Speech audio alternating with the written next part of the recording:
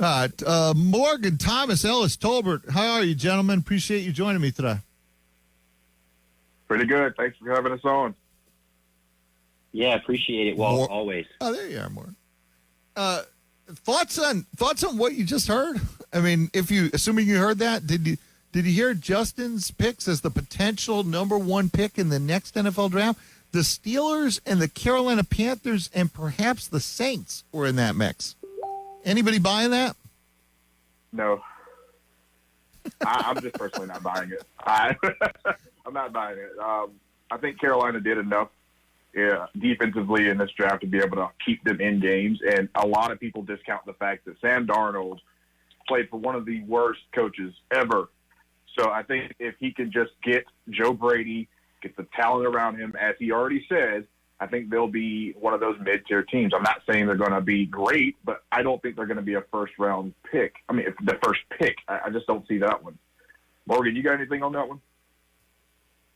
Well, I don't want to talk about my favorite player that's no longer got a team. It's got a lot of controversy around him, but the Houston Texans are going to be pushing real hard for the worst record, I believe, and the Detroit Lions as well, I think are, like Walt said, I mean, what has Goff really done? I think those two teams for me are not very good.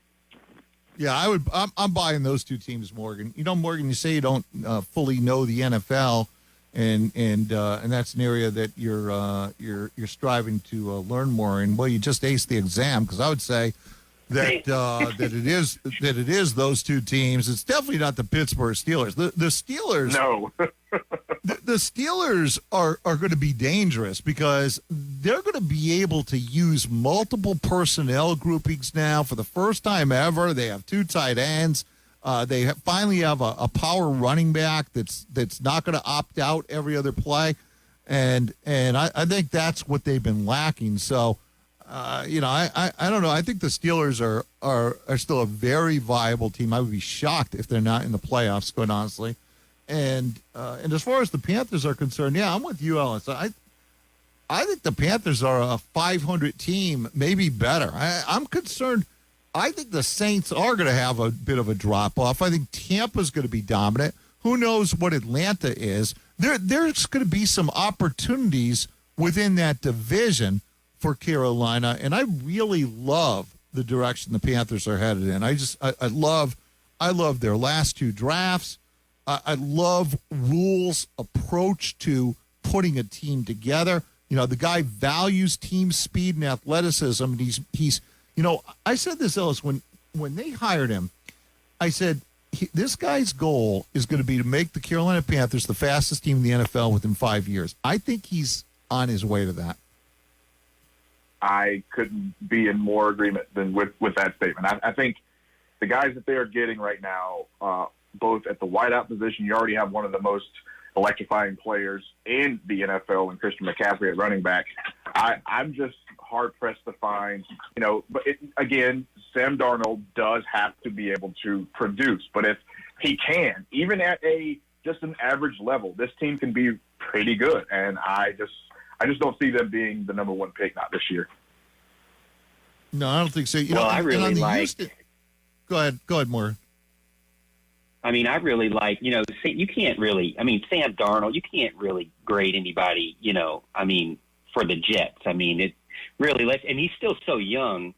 And then he's getting Terrace Marshall, and I think late they drafted Shi Smith. I mean. Yep. I like his weapons. I want to see what he can do. I mean, I think let's get a clean slate and see what he can do. 100%. I mean, again, look, does Sam Darnold have the strongest arm? No. But most people who know what talent looks like knew that at draft time. But has he been given any fair chance, as both of you have suggested? Absolutely not. None. I mean, as Ellis said, dumbest coach in the last 10 years of football, Adam Gase. No offensive line, no receivers. The only speed receiver they had, they let walk, and Robbie Anderson, who's now with Carolina. Sort of an irony there. And the only guy they had left was former Dookie Jamison Crowder. as slot receiver. Look, he's a nice role guy, but that can't be your number one option. No running game, no offensive line, terrible coaching. What was he supposed to do? You know what? Tom Brady's the greatest of all time. Even Tom Brady would have had issues in that situation. I completely agree with that, too.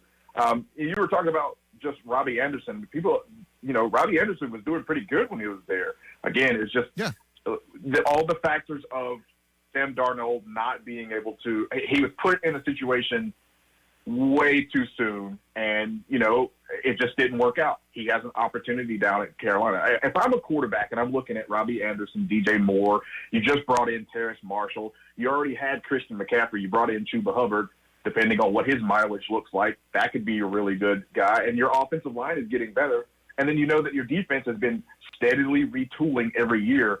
I think they have a chance to be good. Good. I don't know about being a playoff team, but good for sure. Yeah, I think they win. I think they win at least 8 games. I'm really high on what I'm seeing with Matt Rule and the development and what he's doing to build this football team. I haven't been this high on the Panthers in a while. I mean, I think that they are absolutely heading in the right direction. I want to go back though and touch on something Morgan brought up about Houston and their specific situation. We'll do that as soon as we come back. We'll take a quick break here. I'm joined by Ellis Tolbert and Morgan Thomas. Walt Deptula, Red Range, we are back, joined by Morgan Thomas and Ellis Tolbert, two of my good friends, two guys who do a great job. Texter on the Tampa stuff said, thanks, Walt. Love the weapons. Tampa's assembling. Love you're the top sports show in America. Very kind of you. Appreciate that. Texter 608 though thinks we're all crazy because he thinks that Justin is right. He doesn't say we're all crazy. He just says Justin is right. The Panthers with the number 1 pick. Can I interject for 1 second? Sure, certainly. So your Linder guy or whatever his name is, he got a hit? Linder got a hit. Linder got a hit so that he got a hit. So that New York City, New York City holy water voodoo thing worked. It worked.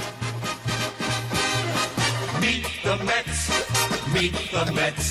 Step right up and greet the Mets. Hey, listen. All right. You know, as soon as that guy understands that Linder got a hit today, he's going to be marketing that around the league. He's the slump buster. He's going to be doing that. That's right. It's his new occupation. He's going to travel from town to town. Ellis, Morgan, again, we have a texter who thinks that the Carolina Panthers are going to have the first pick. I just don't see any way. I mean, I think the Panthers. I think there's a chance the Panthers are above 500. It just depends on how it breaks. But I think, regardless, I think they're going to be right around 500. As I said, I think there's a lot to like about this football team. Yeah, I just don't like the idea that the reason why they're going to be bad and they're going to have the first pick is because of the quarterback situation. We already talked about Deshaun Watson might not play. And then, if we're talking about quarterback battles, we got Kirk Cousins about to lose to Kellen Mond. So I don't think saying quarterbacks, Sam Darnold is going to be the reason why they're not any good. You haven't seen Sam Darnold play his best football because he's been in a bad situation. He does it this year. Hey, maybe there is a problem, but we all have lauded Joe Brady for what he's done in the past at LSU, what he could do with Teddy Bridgewater, making him a pretty decent quarterback, even though the team wasn't very good. You have to understand it's ebb and flow. This team has been building, and I think they're going to get to that point. And again, no one's arguing that they're going to win the Super Bowl. We're just saying they're going to be better than first pick of the draft. Yeah, I think Morgan has it right. I think the two, arguably the two worst teams are Houston and Detroit. Now, I actually think there's some sign of subtle positive change in both places. The Lions just had a draft under Campbell in which they clearly have recognized for the first time in a long time. By the way, Chris Spielman is a part of that organization now, too, who's an absolute tough guy, really smart guy. And for the first time, and I remember, the Lions actually trying to build from the line of scrimmage out, which I think is a really wise strategy if you're the Lions at this point. But they're not going to be a good football team this year. There's no question about that. They lack weapons on offense. We'll see how all of that plays out. But I do think this on the Houston front. Not only does Houston draft Davis Mills, but if we're right and Houston is in line for the first pick, this franchise is going to have some really interesting decisions in the next year plus. I don't think we can assume anything regarding Deshaun Watson's status right now. There's just no way to know. It doesn't look good. I don't know what the NFL is going to do about it. I don't have any idea, but it seems clear that Houston is starting to plan for a future without Deshaun Watson, regardless. And then maybe that's a little bit of a reach and a leap in logic. We'll see. But look, the drafting of Davis Mills suggests that they are preparing for that eventuality, whether it happens or not. And then the next question would be this: we'll find out what they have in Davis Mills, and maybe they'll find out this year, and then that'll determine ultimately what they wind up doing with that first pick next year, whether they go back to the quarterback well and draft a Keaton Slovis, or whether they can just go best player if Davis Mills shows some potential, and then they draft a guy like Thibodeau out of Oregon. Well, let me tell you something. It's not a good idea to get Davis Mills.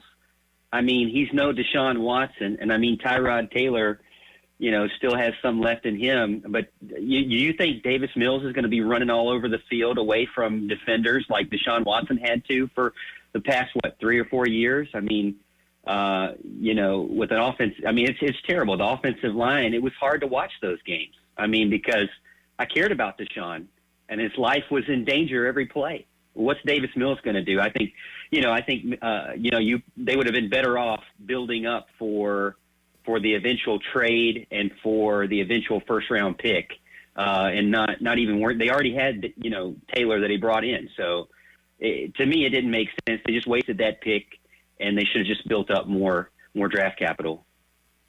Well, look, I think Davis Mills is a talent. I mean, I think.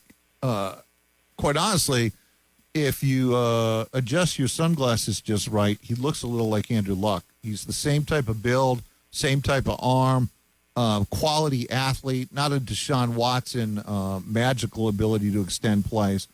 But there are a lot of traits. Look, this guy's only started 11 games. And I think he really does have physical upside. I mean, anybody who saw his pro day, his pro day was impressive. Now, again, he needs to learn the game. I think he can do that. He went to Stanford, so he's a smart kid. And then, and Ellis, I think you recognize this as well. Some of Deshaun's problems in Houston regarding pass protection were of his own doing. He simply held the ball too long. Now, part of that is they wanted him to extend plays. It's like it's one of these deals where there's a little bit of truth on all elements of it. And certainly the offensive line play was suspect at times. But I do think in general they're moving in the right direction. And honestly, given the situation with Deshaun right now, I don't see how they had any choice but to start to address quarterback more seriously. Yeah, I was going to say I agree with both of you guys. I think Morgan hit the nail on the head. I mean, Deshaun getting sacked, 50 times last year was just completely unacceptable. The ceiling is very high. He's still able to have dang near MVP numbers throwing the ball with what he had. That's based off of him. I agree that I think he did hold on to the ball a little bit long because he was trying to make things happen. The only real weapon he had was Will Fuller. Will Fuller's a guy that's just going to stretch the field. He's not really going to run routes for you. So he had to do his thing. I get it. Getting Davis Mills is going to work. I feel like regardless of what happens this season and the next, you need to have a guy like Davis Mills on your roster because he is extremely talented as a quarterback prospect. I don't think he plays that much this year. The reason why I think they're just going to go ahead and do the Tyrod Taylor thing. Tyrod Taylor does have the most expendable body in the organization because you don't want to get Davis Mills hurt and then you have to go. Hey Ellis, the Chargers medical staff certainly thought so. Hey, the Chargers medical staff made that happen. They were like, "Look, what can we do before game one? Get rid of this guy." But that's pretty funny. That's a good point. The Charger staff wasn't smart enough to insert Justin Herbert, so the medical staff made sure it happened. Like they said, "We'll do this for you." But I'm just thinking because of Deshaun Watson, they're going to be in a situation where Deshaun Watson's probably not going to play this year. He's probably not. He's already said before all of this even blossomed into the, circus that it has now that he wanted to be out of Houston. David Culley is not going to have Deshaun Watson this season. I got to imagine Deshaun Watson's value to the Texans, this sounds strange, is going to diminish if Davis Mills comes in and he actually works out and he wants to be there. Deshaun Watson's already wanting to go. You can make that transition happen this season. So I think getting Davis Mills, I just question. Yeah, but what do you?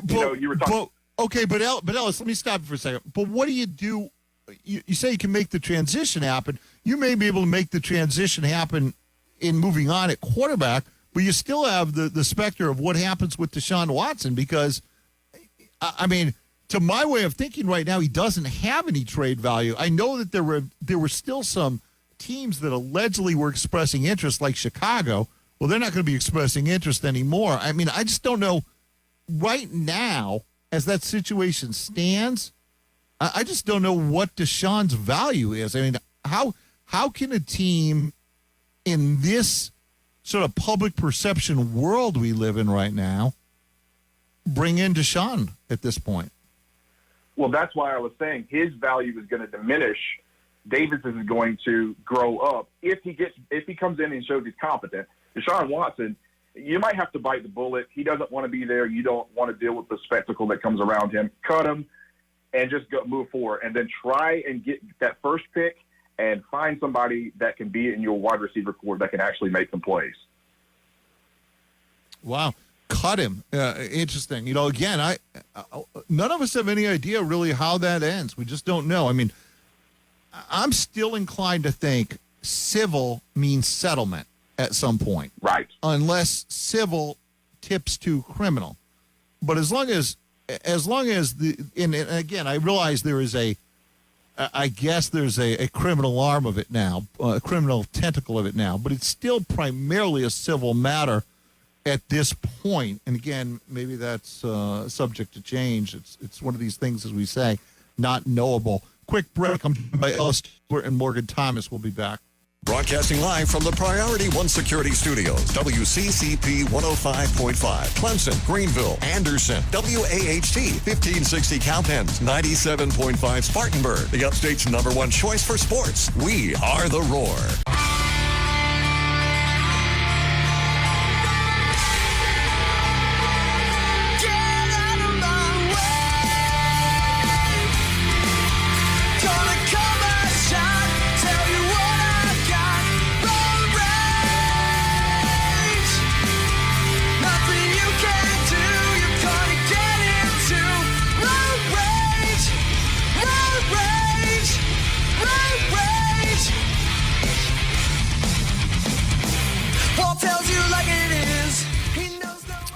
Walt Deptula, Road Rage. We are back. I'm operating off the Clemson men's soccer Twitter feed, and the last I knew, we're in PK phase. Okay. And it says 1-1. Oh, it says 1-1. Then it says shootout. Then it says 7-6 final Marshall. Oh, Yeah. is that right? Yeah.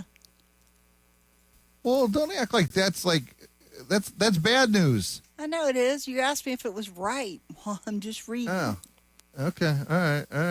I got, yeah, this is not updated to that point. Let me just see. No, the last update I have on it is 14 minutes ago, and Clemson was up 1-0 in the PK phase. So, but you're saying The that what phase? You're saying that Marshall has won? Yeah, that's what it says, because it says, yeah, Marshall 7, yeah, Well, Clemson 6 look. final. It says shootout. Okay. Well, look, obviously it was an incredible season. Yeah. if that's the case. A disappointing Yeah. conclusion, but it's been an amazing season one way or another. Let me have Morgan and Ellis back, Ramona, if you do not mind. And before we get to Morgan and Ellis, let me tell you about First Class Halt. HALT's an acronym. It stands for Honda, Acura, Lexus, Toyota. No one does it like my friends at First Class Halt. All of their techs have 15 to 35 years worth of experience. No one in the industry can equal that. And this is what that means to you. They give you a 3-year, 36,000-mile nationwide warranty because their confidence level in what they do. No one else in the industry does that. I mean, that's nationwide. That's real. That's a real warranty. They use top-of-the-line tools and diagnostic equipment, Hunter machinery. They keep up to date. How about this with an oil change? Wherever you go now to get your Honda, Acura, Lexus Toyota service, do they test drive your vehicle before and after? Does a Master Tech rotate your tires, not the Sears tire guy? Does a Master Tech measure your brakes, not just glance at them? Do they inspect your vehicle, fluid, suspension? This is all included with an oil change at First Class Halt. And right now, they have a time to stay cool AC performance diagnostic. You don't want to be caught once this weather turns warm out on some trip and have your air conditioner go and be miserable.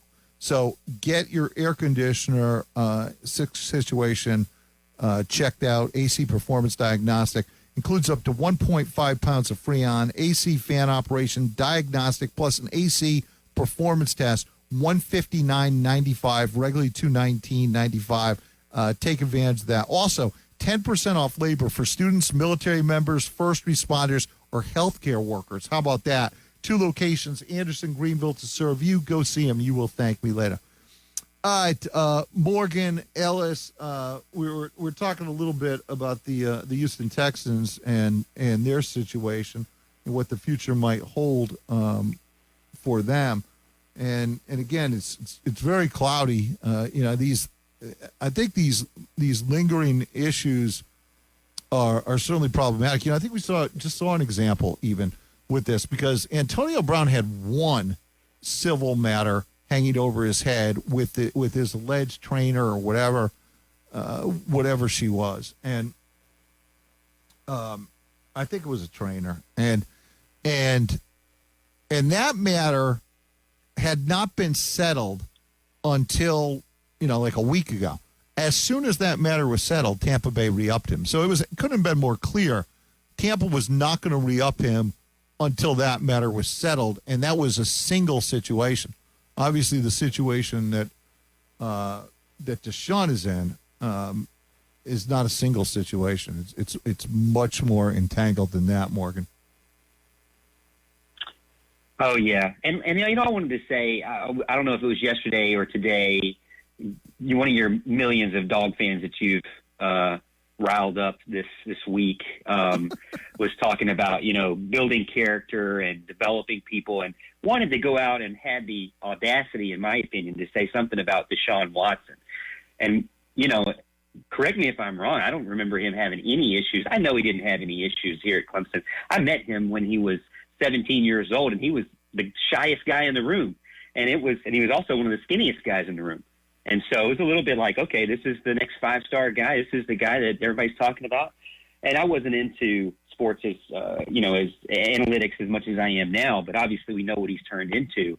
And I mean, that's been years ago. I mean, you look at when Mike Williams and Deshaun Watson was drafted, it's a different life. I mean, he is now a professional football player who got one of the largest contracts, and I mean, that, unfortunately, we don't know what happened. I'm not going to speculate, but I'm not going to. You don't sit here if you're a dog fan and throw rocks here, because it's not the same situation. He's a completely different person, and I agree with Ellis. It's a difficult situation because as time continues to go on, their ability to get anything out of anything in return for him, as far as the Texans is concerned, it gets worse and worse every time you wake up. Every time you get closer, you play a whole season, you get into the next season as new up and coming first-round draft picks come in, Deshaun Watson looks less and less appealing. And like you said, Walt, way less appealing, especially considering the fact that, unfortunately, these 20-something women, I mean, if this is true, is a terrible thing. Yeah, I mean, look, we don't have any way to adjudicate it. We don't have the facts or anything. We have no way to know one way or another. That situation will play itself out, and we'll come to some conclusion, and maybe we'll know then. But in the short term, I've never believed in this notion that this was a Houston Texan directive, because it made no sense. It was just counterintuitive. There's no way Houston was going to intentionally damage the key,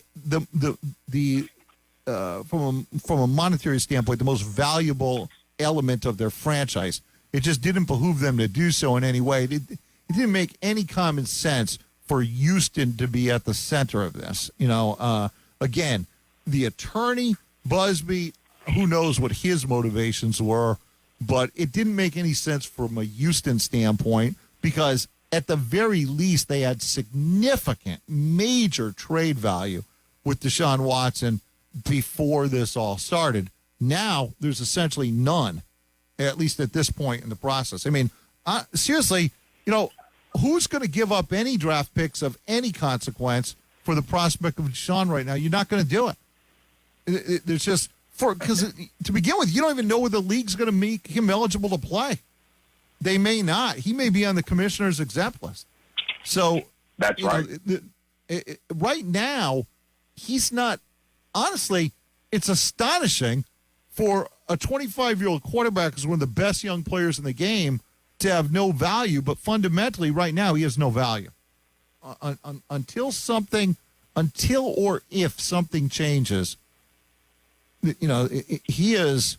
It's like Ellis said a few minutes ago. He said, they might cut him. Yeah, I hadn't really thought about those terms, but they could. I think that would be the only thing that you do. If think about this, Deshaun Watson's going through what he's going through right now. It's a legal battle. You've already said he may be put on the exempt list. If he's not playing in 2021, you've lost a year out of Deshaun Watson. I'm not exactly sure if his contract floats that 1 year that he's not playing, but I'll say this. I don't know if they picked up the option on him, but I'll say this too. If Deshaun Watson comes back from this and still does not want to play for the Houston Texans, you're not going to have trade value for him next year. You're going to have to cut him. Like I said, that's going to be a lot of money that they're going to have to pay to cut him. But if you're already thinking about, hey, maybe this is not a relationship that's going to be able to continue, you just got to bite the bullet. Deshaun Watson can find his home somewhere else. They can presumably move on with Davis Mills. Or maybe, hey, it doesn't work out with Davis and they have to go to a Keaton Slovis or a Brock Purdy or Sam Howell. It doesn't matter. I don't think the relationship with Deshaun Watson right now is repairable. I just think it's pretty much done. One more NFL note, and I want to talk some college football before we get out of here today. But I don't know if you saw the situation with Juwan James of the Broncos, who was injured in a non-facility workout, and because of the collective bargaining agreement and the contractual wording, if you are injured in a non-facility workout, they don't have to pay you. And he's due $10 million after sitting out last year. He's due $10 million this year that the Denver Broncos seemingly are not on the hook for now, because he was injured in a non-facility workout. What's really fascinating about this is that the National Football League warned the players union about this whole issue, warned them repeatedly. The players union actually blew this big time. They advised the players not to report. This was a COVID hangover. It was like, well, we had COVID last year. We sort of found out that maybe we don't need required training. Maybe, it's optional. And they advised the union advised the teams and the players to stay away. Meanwhile, the National Football League was warning the players that if you stay away and if you get injured, this is exactly what can happen to you, and it just did. This is a mess. This is actually a big-time mess because Juwan James is not going to get paid, and any player who is injured in a non-facility situation is not going to get paid either. And the union advised the players to do this. Ellis? Oh, my God. This kind of reminds me of the Drew Lock situation, too. I'm not sure if it's exactly the same, but the Broncos have been getting hit. So I just want to know, what do you do with Juwan Jennings first? Second, does that go towards Denver's cap? And then what is he? I mean, that's an Achilles heel for a 6'6", 300-plus pound man. Like, I just don't know where they go with that. You're making them do this voluntary. I just don't know. You're telling them don't come to the facilities, work out on your own, and then they get hurt, and then they don't get paid for working out on their own when they were told to stay away. Is that what you're telling me? Yeah, and I think as a result, I would not be surprised to see the players' union come up with a new directive in short order, because the last directive has already failed members of their union. And again, the sad part of it is, I actually saw a letter, and I don't know when this letter came out, today, yesterday. Adam Schefter had it on his Twitter feed, and it was the National Football League basically saying, "Hey, we told you so." That was basically it. It was basically the National Football League saying, "Hey, look, we wrote you this and told you this numerous times. You did not heed us. So hear us now. If you get injured away from the facility, the contracts are all written with the same clause.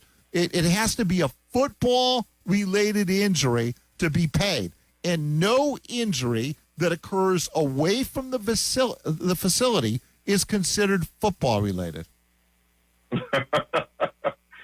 Wow, that's a good example of CYA right there, covering your own, that's terrible. Yeah, I mean, I That's think terrible. what the union, I would think what the union would need to do is, in the short term, about face and say, go report, go report, and then in the off season we'll revisit this and try and reboot it in a different way, try and change the language, and whether they're able to do that, I don't know. But in the short term, somebody blew it. I mean, that's the bottom line. This was a situation where the union did not listen. They offered bad advice to union members, and apparently some of them are going to pay a significant price. In Juwan James' case, a $10 million price. So that's Does he get his bonus? Yeah, I don't know that either. I don't know if the letter addressed. Yeah, I don't know if the letter addressed that. I think not. I foresee a lot of ramen noodles in Juwan James' immediate future. That's awful. Hey, Morgan Thomas and Ellis Tolbert, joined by my good friends. We'll take a quick break. We're to turn the focus to some college football. I'm sure Georgia fans will enjoy what's coming. No, we're just going to just some general college football conversation when we get back. Walt Deptula, Road Rage. I'm rejoined by Ellis Tolbert and Morgan Thomas. That was the theme from the original Magnificent Seven, which we like. But Ramona, I pretty much hate remakes, but I like that remake. I was the remake of the Magnificent Seven with Denzel was pretty good. Oh yeah, I've seen Much that. I better. like that too. Yeah, much better than most of the bad remakes. Georgia Tech Will says, "Well, I just picked up my Lexus from Halt. They're the best. Love the show. Very kind of you." Texter 804 says Clemson took an early lead in PKs, then flat out missed one, then had their seventh PK blocked. and Marshall netted theirs. KC Chiefs Chad has asked me to review their draft, so we'll do that. Just so forces, do you think my Eagles are going to be positioned to tank for DJU in 2 years? I think that's when they give up on Hurts. I mean, maybe we're arranging tanks 2 years ahead of time now. That's pretty interesting. Ellis Morgan, we're tanking for DJ 2 years ahead of time. Oh my goodness.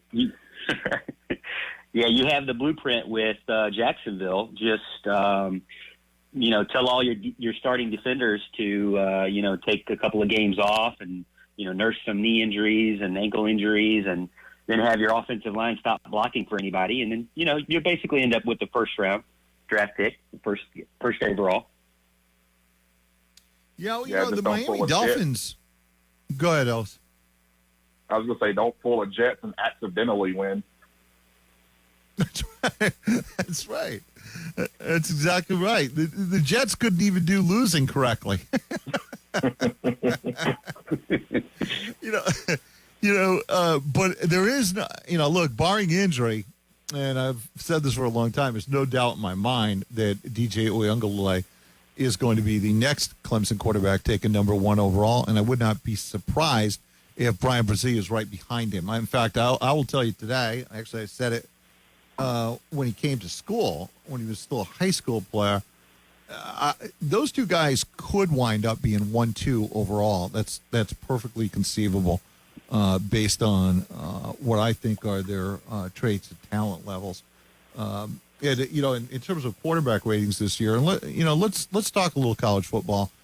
I did my top 25 quarterbacks for the season some time ago, and I don't know if I have that here anywhere or not. Ramona, you might be able to pull that up if you can. But the guy I put first was DJ, and the reason I put him first, I think, is fairly obvious. He's 6'5", 250 pounds.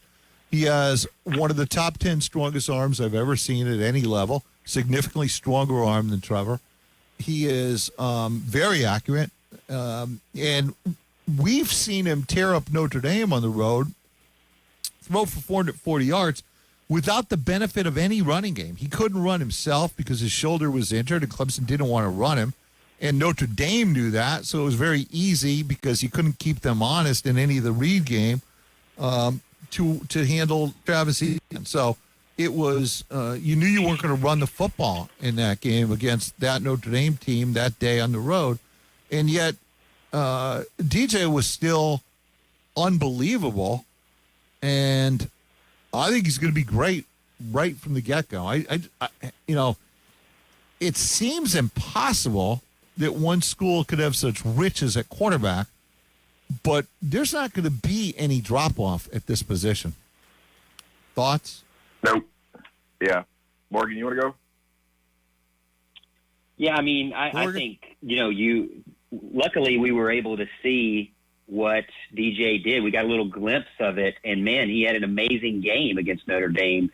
Unfortunately, wasn't able to get it done in overtime, but I mean, you have to be super confident as a Clemson fan, knowing that he is taking over, and there's really no question mark for me. I know some of the national media is going to just go ahead and immediately give everything to Spencer Rattler, and obviously he does have weapons. I think that's the thing for DJ is he going to get Ross, Ngata, Ladson, Williams? They're going to be healthy. Just get healthy, stay healthy. Because if those guys are, I mean, I can see DJ lighting it up this year. Well, on Ngata and Ladson, look, fellas, it's time. Seriously. Cornell Powell, look, coaching staff is not going to give up on players. If you have talent, you're not giving up on it. Clemson was rewarded this past year for never giving up on Cornell Powell, and obviously Cornell set himself up for a professional future with his sort of incredible comeback, if you will. But Ngata and Ladson are two guys who were hyper talented from the get-go. I mean, all you need to know about Ngata is Clemson was using him as a primary kick return guy as a 6'4" Frost, that is not a body type that you normally associate with a kick returner. And it says how dangerous Clemson thought he was in space and how dangerous he was with the ball. And we've seen little glimpses of that. And obviously, Latson vertically has been the fastest guy on the team, and he's the take the top off guy. And both these guys have significant talent, but it's that old Marty Schottenheimer thing about the best ability is availability. And to this point, neither of these two players has been available. I actually think that's a blessing. I think what that does is it makes you actually look at your roster. We talk about how blessed Clemson has been, and we know how blessed they've been over the last decade with the roster. But I think this past year was a deep dive into who do we have, what do we have. And like you said, Cornell Powell, his patience paid off. Clemson actually giving him a shot and really inserting him in there paid off. I think it's a blessing because then you find the other guys that are there. And if we're all about next man up, we too deep, then let's see it. So I believe those guys are going to have a great season. And we're also missing out the fact that, hopefully we'll get the tight ends this year. We've got some pretty talented guys at tight end. And then you also have some guys as an X factor that you can really work in that running back room as an outside weapon and in the running game. I want to go back to a little bit about the DJ and the top 25 quarterbacks thing. I think, you look at any of these lists and they talk about DJ on there. They have him on there. They're afraid to put him near the top because they're saying, he only played 2 games, so we don't know, taking the wait-and-see approach. But the thing is, they saw those games just like everyone else. They saw the Boston College and Notre Dame games, see the kid almost throw for 1,000 yards and almost 10 touchdowns. It's one of those things when they come out and they beat Georgia game 1, everyone's going to change course and say, Clemson's at it again. DJ is going to be that number 1 guy. I promise you that. Well, look, I think he's going to be the best passer in Clemson football history, and I've been saying this. Once upon a time I said that about Travis Etienne when he was in high school. I think as great as Trevor Lawrence was, I think this guy is actually going to be better. I think he's that gifted and that talented. And I asked Diablo Sweeney that recently. I said, Coach, what would you say if I said to you that I think that DJ Uyunglele could be better than Deshaun Watson or Trevor Lawrence? And he agreed. He thinks he can be. I think that tells you all you need to know. And again, with all due respect to a guy like Spencer Rattler, who I like. I watched Spencer Rattler play in high school. I had big expectations for him. Spencer Rattler's not 6'5" and 250. Spencer Rattler does not have the arm that DJ Uyunglele does. And I think he's already been proven that he's very accurate with the football. I'll tell you something else. The thing that people haven't seen yet is he's a threat as a runner. Now, he's a different type of runner, but he is a guy who can get the edge. When Taj was here running this offense or a derivative of it, he was more of a fullback style runner, and was primarily a short yardage up the middle type of runner. DJ has the athletic ability to get the edge, and when he squares his shoulders and gets downhill, nobody wants to get in front of him because he's bigger than all the linebackers he's going to face. Yeah. Just imagine Taj Boyd in the advent of the RPO days, at the height of RPO days that we are now. He would have and that's what we're getting with a guy like DJ. He's extremely accurate, and I completely agree. I think that Clemson's probably had enough watching LSU do what they do in the passing game with their scheme, seeing Alabama revert to it, and go to that in 2020. I'm not quite sold to say Clemson's going to go air raid, but I can promise you we might see an even higher uptick in passing with a guy like DJ because you can. You can. And then the running backs now are catching the ball out of the backfield. Why not? Well, and I like what just Morgan, just go. I'm according to you, Morgan, but just going back to the DJ and the run game element. The one question I have, and I asked Coach Sweeney this too, was given the fact that there's a wider disparity in talent between quarterback 1 and quarterback 2 than there was a year ago, does that give you any reservations in how you use DJ in the run game? or is the offense the offense? And he acknowledged, and this was when Tyshawn Fubushon was healthy, he acknowledged the gap between the quarterbacks.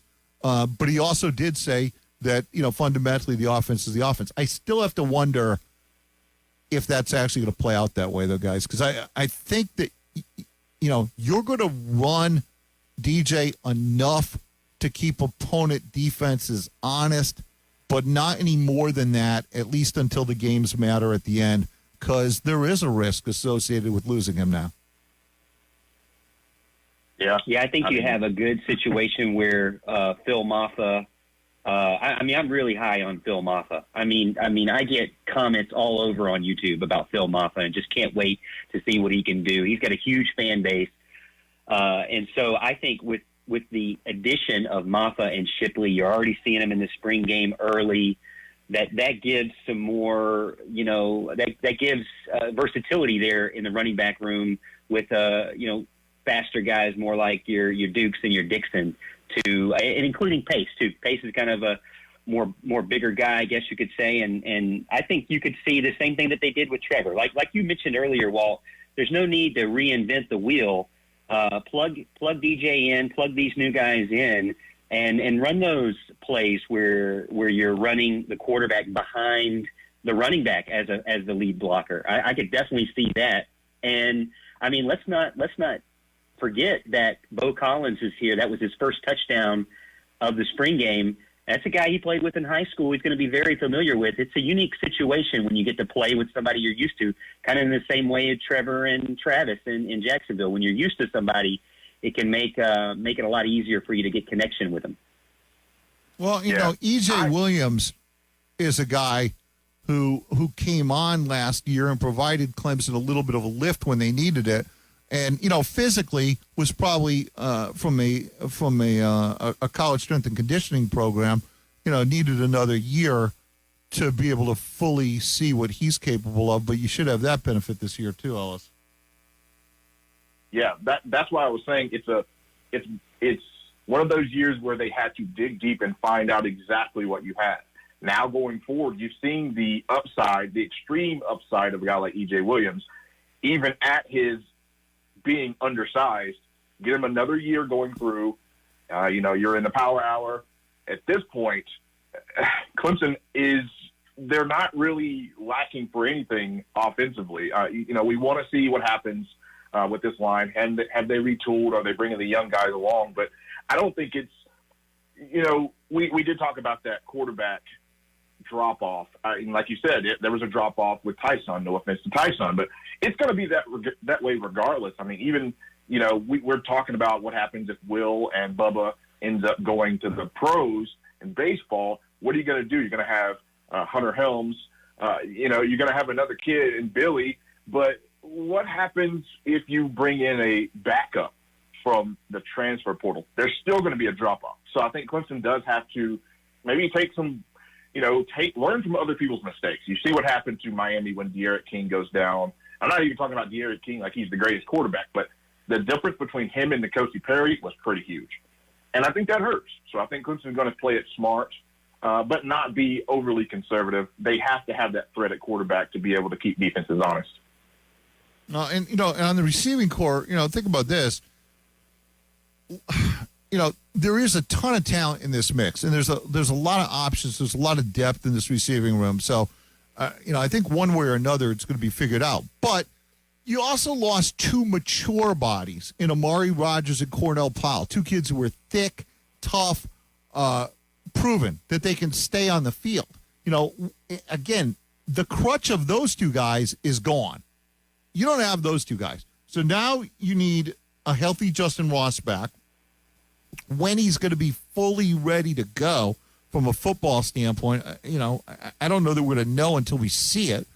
But I do think that's why Ngata and Latson have to stay on the field this year. I think this is it for those two guys. I really do. I think it is imperative that those two guys stay on the field because they are mature body types now. Now they've matured without playing a lot, but they're physically they're physically much more mature than when they've arrived. And physical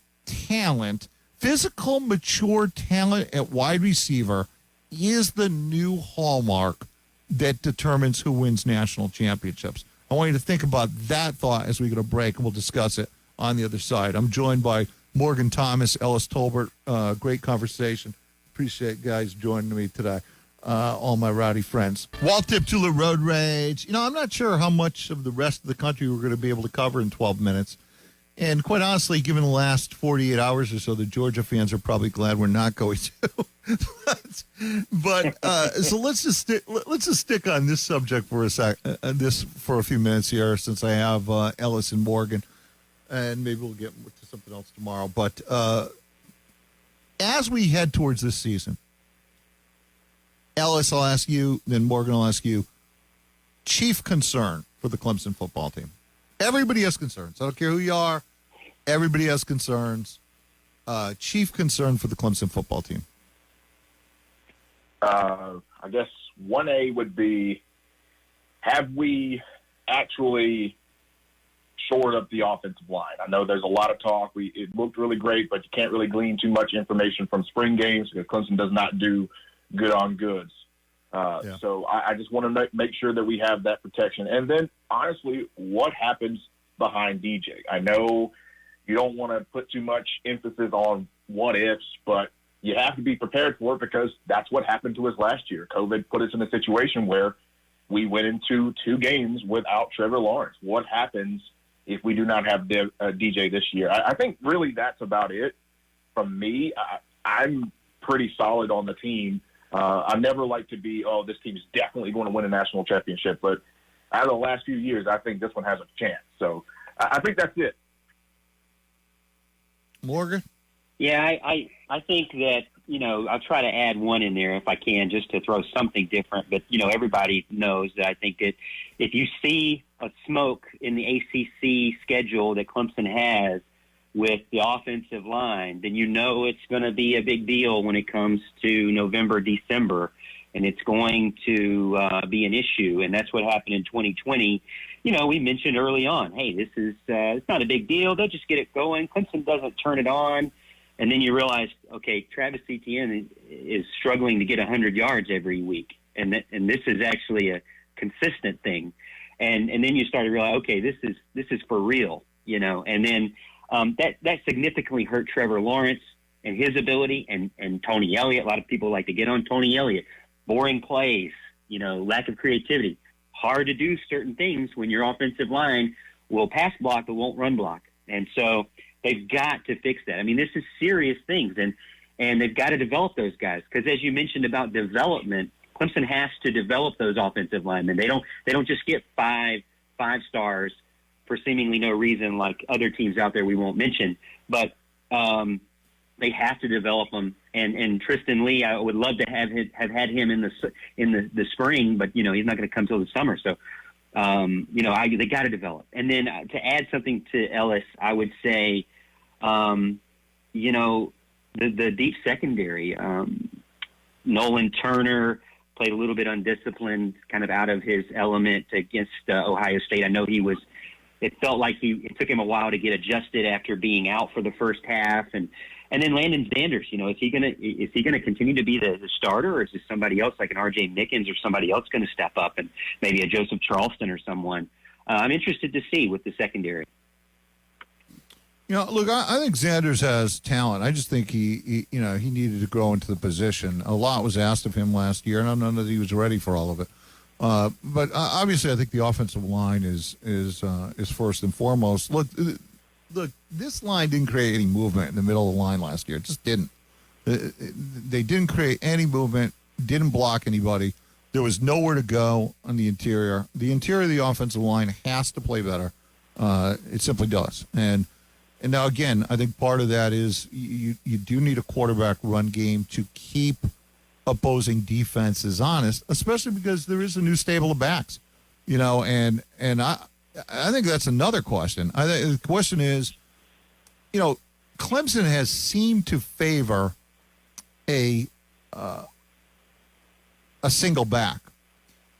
I don't know if that's going to be the case this year or not. Now, I also don't know if they've done that because they seemingly have always had one back that was clearly superior to the others, or if they've done it by design, if they just favor a featured back as opposed to a backfield by committee. I think we're going to find the answer to that this year.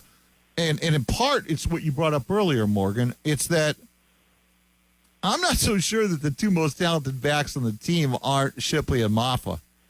And, and I felt this before Malusi left, and I think that may have had something to do with that.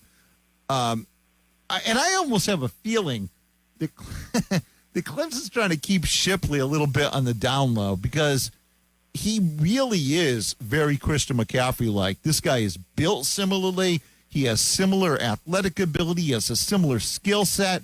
Like McCaffrey, he can run between the tackles. I don't think this is a guy you necessarily have to take off the field. We'll find out about pass pro, but I think you're going to see a lot of Will Shipley, and I think you absolutely are going to see some of Maffa. Maffa reminds me a little bit of young Najee Harris. I said that when I evaluated the classes. I think he's built similarly. I think he has some of the same skills, and I also think he has relatively soft hands for a big guy and a pretty good long speed for a 215-pound back. There's a little bit of everything in this backfield, and obviously you have a guy coming in who should have the lead to start. I'm not sure he'll still be leading at the finish, though. Thoughts, guys, on that element? I tend to agree with you on there. I thought that Kobe Pace did pretty well, but I did think he. If he's not going to be the starter, I think he's submitted himself as a pretty good, solid 2-3 guy.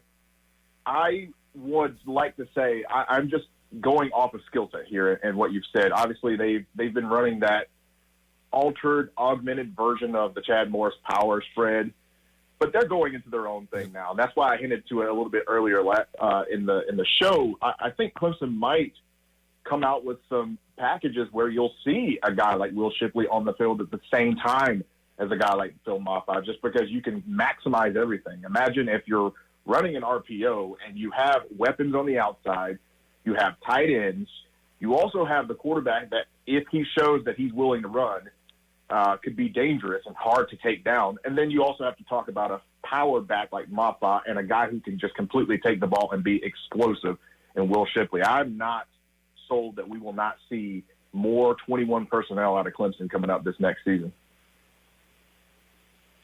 I don't think you can install the same offense that you did last year for, the 2 or 3-time ACC Player of the Year. I don't think you can do that. I think you, like you guys mentioned, you have to rotate them out because you have a little bit of everything. I could see Dukes actually doing more special teams things because he is so good at hard cut moves.